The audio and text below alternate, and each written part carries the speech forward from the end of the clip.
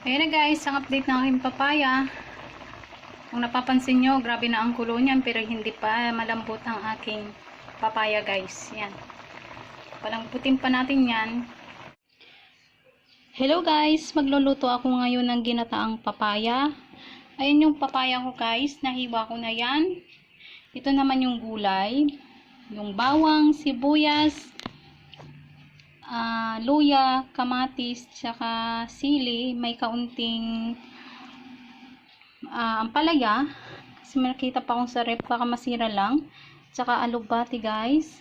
Ito naman yung aking kakanggata, ito yung pangalawang gata, at lalagyan ko siya ng isda guys. Frozen yan sa freezer ko na dampot yan kasi nung kailan pa ba yan na ibili, dumaan ako sa Litex Market. Yan guys, ang aking lulutuin ngayong araw na ito.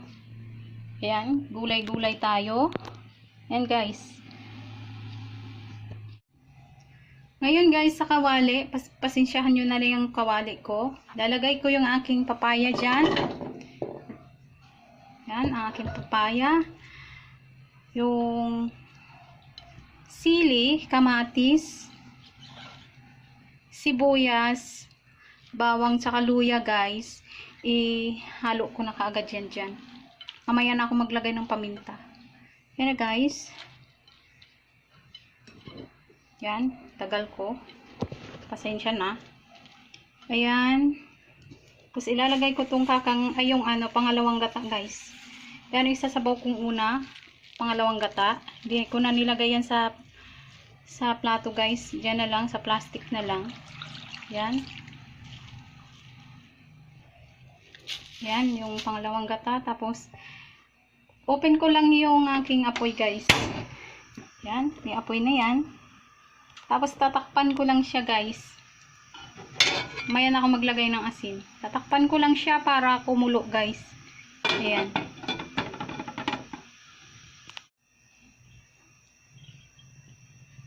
So, bali ito yan guys. Tama lang yung sabaw niya.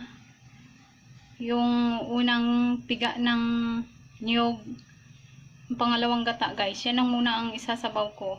Yan, bali okay na yan. Pakukuluan ko lang ito hanggang sa malambot yung papaya ko. Ito naman yung isda ko, nilagyan ko na ng asin para magkaroon din ng kaunting lasa. Yan guys, ayan oh. Tsaka ito rin yung alugbati tsaka ampalaya. Yan. Ayan na guys, ang update ng aking papaya. Kung napapansin nyo, grabe na ang kulo niyan, pero hindi pa malambot ang aking papaya guys. Yan. Palambutin pa natin yan. Ngayon guys, maglalagay ako ng kaunting asin. Yan, kaunting asin lang muna yan. Tapos magbubudbud na rin ako ng ginisa mix. Yan. Yan, ganyan lang guys. Takpan ulit natin yan para lumambot ang papaya guys. Yan, takpan ulit natin yan. Ayan na guys, medyo malambot na ang aking papaya. Lalagay ko na naman ngayon guys ang isda. Uhulog ko na yung isda na yan. Yan.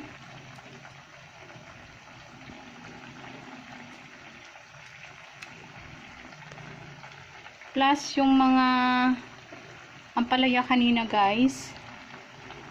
Yan, ampalaya. Hinayang ako, masira lang din naman.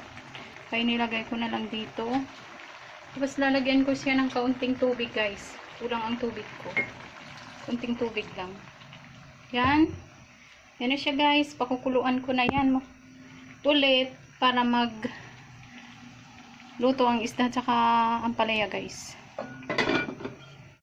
Ito na guys, ang update ng aking isda. Ilalagay ko na yung kakanggata kasi malambot na rin yung papaya, malambot na rin yung aking ampalaya, at luto na rin yung isda ko guys. Bubuhos ko na rin yung kakanggata. Buo-buo yan guys kasi nasa freezer yan galing kagabi. Kung napapansin nyo guys, yung aking kakanggata ay buo-buo kasi nilagay ko yan sa freezer guys. Kahapon ko yan nabili sa may palengke. Yan, nilagay ko sa freezer para hindi nang siya masira.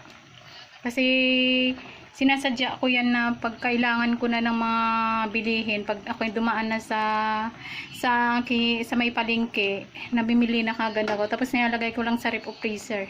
Yan na guys, oh. Pakukuluan ko lang yan guys. Tapos ilalagay ko na rin ngayon ang aking alugbati. Alugbati guys. Yan, ang aking alugbati para magsabay siya doon sa pagkulo, malambot na rin yung aking alugbati guys. Takpan ko yan guys. Ayan. Takpan ko muna yan. Ayan na guys. Kulong-kulo na ang aking mga gulay. At okay na rin itong aking alugbate. Ayan na guys. Ayan. Medyo okay na rin yan. Dinagdagan ko ng sabaw guys kasi medyo siya malapot. Gusto ko may konting sabaw. Ayun, okay naman na itong lasa niya. Nagdagdag ako ng kaunting asin guys. Tapos naglagay na rin ako ng kaunting paminta dyan.